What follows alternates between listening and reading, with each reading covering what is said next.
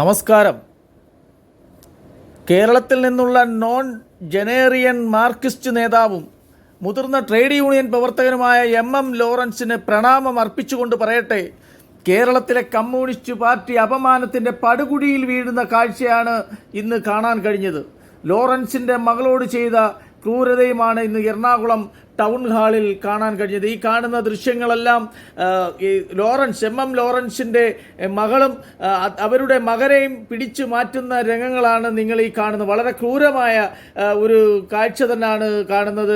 Communist പാർട്ടിയിലെ വനിതാ നേതാക്കളും പ്രവർത്തകരും എല്ലാം തന്നെ അവിടെ നിന്ന് മുദ്രാവാക്യം വിളിച്ചുകൊണ്ട് ലാൽ സലാം പറയാൻ അവരെ മകളെ പ്രേരിപ്പിക്കുകയാണ്. അവർക്ക് താല്പര്യമില്ലെങ്കിൽ പോലും അവരോട് വളരെ മോശമായി അപമാനിച്ച് പിടിച്ചു മാറ്റുകയും അവിടുന്ന് കൊണ്ടുപോവുകയും അവർ ബോധം കെട്ട് വീഴുകയും ഒക്കെ ചെയ്യുന്ന ഒരു കാഴ്ചയാണ് ഇന്ന് അവിടെ കാണാൻ കഴിഞ്ഞത്.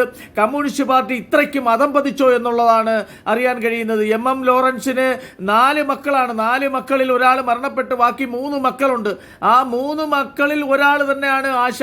അപ്പോൾ ഒരു മക്കൾക്ക് പ്രത്യേകതയൊന്നുമില്ല. പക്ഷേ അഭിഭാഷകനായ ഒരു വക്കീൽ, അദ്ദേഹം സർക്കാരിൻ്റെ ഗവൺമെൻറ് പ്ലീഡറായിട്ട് ഹൈക്കോടതി പ്രാക്ടീസ് ചെയ്യുകയാണ്. അദ്ദേഹം കമ്മ്യൂണിസ്റ്റ് പാർട്ടിയുടെ ആനുകൂല്യങ്ങൾക്കും കമ്മ്യൂണിസ്റ്റ് പാർട്ടിക്കും വേണ്ടി ഇത്രയും തരം താഴ്ന്ന ഒരു പ്രവൃത്തിയാണ് ഇന്ന് കമ്മ്യൂണിസ്റ്റ് പാർട്ടിയും കൂടെ ചെയ്ത് ഇന്ന് എറണാകുളത്ത് ഈ ടൗൺ ഹാളിൽ കാണുന്ന കാഴ്ച. അവർ ഒരു സ്വന്തം പിതാവിൻ്റെ മൃതശരീരം കാണാനായിട്ട് എത്തിച്ചേർന്നപ്പോഴാണ് ഇത്രയും അവരെ അവിടുന്ന് പിടിച്ചു മാറ്റുകയും ആ മകനോടൊപ്പം തന്നെ കൊണ്ടുപോകുന്ന ഒരു കാഴ്ചയാണ് കാണാൻ കഴിഞ്ഞത്. പാർട്ടി സഖാവോ പാർട്ടിയുടെ നേതാക്കളോ ആര് തന്നെ ആയാലും മരണപ്പെട്ടു കഴിഞ്ഞാൽ അവരുടെ കുടുംബാംഗങ്ങൾ, ഭാര്യയും മക്കളും, അതിനപ്പുറമുള്ളത് ആരുമായിക്കോട്ടെ, ഭാര്യയുടെയും മക്കളുടെയും അവകാശവാദം അല്ലെങ്കിൽ അവർ രേഖപ്പെടുത്തിയ ഒരു രേഖകൾ കൈപ്പറ്റാതെ അതിലൊരു വ്യക്തി, അതിലൊരു മകൻ പറഞ്ഞപ്പോൾ അത് കേട്ട് എടുത്തു ചാടി കാള പറ്റൂ എന്ന് പറഞ്ഞപ്പോൾ കയറെടുക്കുന്ന പോലെ ഒരു പ്രവൃത്തിയാണ് ഇന്ന് കമ്മ്യൂണിസ്റ്റ് പാർട്ടിയിൽ നിന്നും ഉണ്ടായത്. ഇത്രയും അപമാനിതനായിട്ട് ഒരു ഒരു ഒരു ഒരു മരണപ്പെട്ട ഒരു മുതിർന്ന പ്രവർത്തകനായ ഒരു സഖാവിനോട് ചെയ്തത് വളരെ ക്രൂരവും നീചവുമായി പോയി എന്നാണ് പറയാനുള്ളത്. ഇത്രയും മൃഗീയമായിട്ട് അല്ലെങ്കിൽ ഒരു മകളോട് കാണിക്കാൻ പാടില്ലാത്ത അവർ ഇന്ന് ഹൈക്കോടതിയിൽ പോയി ഈ മൃതദേഹം മെഡിക്കൽ കോളേജിന് വിട്ടുകൊടുക്കരുത്. അവർ വിവാഹം കഴിച്ചത്, എം ലോറൻസ് വിവാഹം കഴിച്ചത് പള്ളിയിൽ വെച്ച് തന്നെയാണ്. മാമോദീസ അവരെ മക്കളെല്ലാം മാമോദീസ മുക്കിയിട്ടുണ്ട്. അയാൾ ഒരു വിശ്വാസിയാണ്. പക്ഷേ കമ്മ്യൂണിസ്റ്റുകാരനായതുകൊണ്ട് അദ്ദേഹം എങ്ങും എഴുതി രേഖാമുഖാന്തരം വെച്ചിട്ടില്ല എൻ്റെ മൃതശരീരം മെഡിക്കൽ കോളേജിന് കൊടുക്കണമെന്നോ അല്ലെങ്കിൽ എങ്ങനെ മറവ് ചെയ്യണോ എന്നുള്ള ഒരു കാര്യവും അദ്ദേഹം എഴുതിയിട്ട് എങ്ങും പറഞ്ഞിട്ടുമില്ല. അദ്ദേഹം അവസാനമായിട്ട് എഴുതിയ അദ്ദേഹത്തിൻ്റെ ആത്മകഥ ഓർമ്മച്ചപ്പ് തുറക്കുമ്പോൾ എന്ന ആത്മകഥയിൽ പോലും ഇതിനെക്കുറിച്ച് അദ്ദേഹം എങ്ങും പ്രതിപാദിച്ചിട്ടില്ല എന്നുള്ളതാണ്.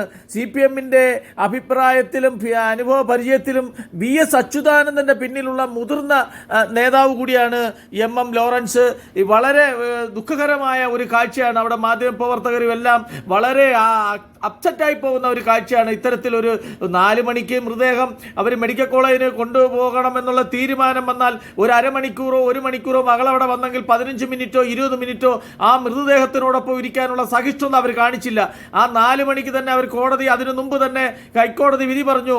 എന്താണോ മെഡിക്കൽ കോളേജിന് കൊടുക്കാതെ അത് തൽക്കാലം മോർച്ചറിയിൽ സൂക്ഷിച്ചുകൊണ്ട് അനാട്ടമി നിയമപ്രകാരം എന്താണോ ആ നിയമപ്രകാരം തന്നെ അതിൻ്റെ മുൻകൂറുള്ള നടപടികൾ നടക്കണം, ഉടനെ തന്നെ അത് കൈമാറ്റം ചെയ്യരുതെന്ന് പറഞ്ഞിട്ട് പോലും അവർ 4 മണിക്ക് തന്നെ മകളുടെ മകനും അവിടെ എത്തിച്ചേർന്ന ഈ സമയത്ത് തന്നെ ആ മൃതദേഹം എടുത്തുകൊണ്ട് പോകാന്ന് പറഞ്ഞ കമ്മ്യൂണിസ്റ്റ് പാർട്ടിയുടെ ഇത്രയും അധംപതിച്ച ഒരു പ്രവൃത്തി ഈ ലോകത്ത് ഉണ്ടാകത്തില്ല.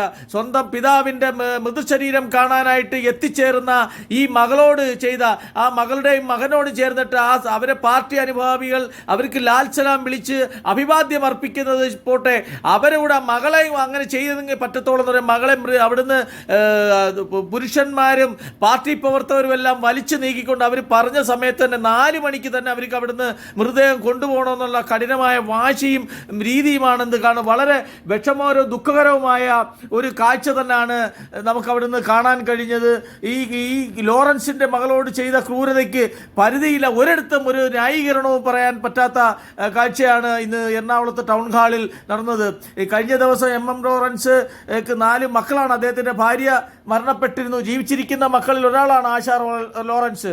ഒരാൾ മരണപ്പെടുകയും ഈ അഭിഭാഷകനായ ഈ ലോറൻസിൻ്റെ ഒരു മകനാണ് ഇതിനെല്ലാം പിന്നിൽ നിന്നുകൊണ്ട് കമ്മ്യൂണിസ്റ്റ് പാർട്ടിയുടെ ആനുകൂല്യങ്ങൾ കിട്ടാൻ വേണ്ടിയുള്ള സ്വന്തം പിതാവിൻ്റെ മൃതശരീരവും വെച്ചുകൊണ്ട് മെഡിക്കൽ കോളേജ് വിദ്യാർത്ഥികൾക്ക് പഠനത്തിന് കൊടുക്കാൻ തീരുമാനിച്ചത് ഇത്തരത്തിലൊരു പ്രവൃത്തി തന്നെയാണ്.